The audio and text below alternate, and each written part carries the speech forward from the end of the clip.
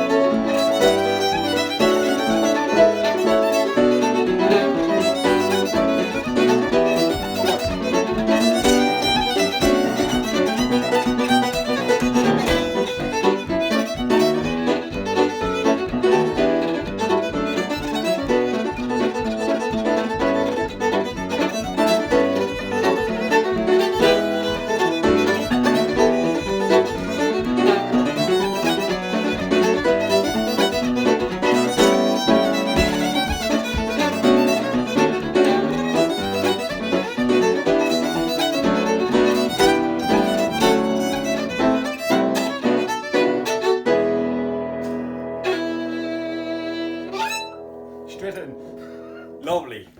See you tomorrow for another one.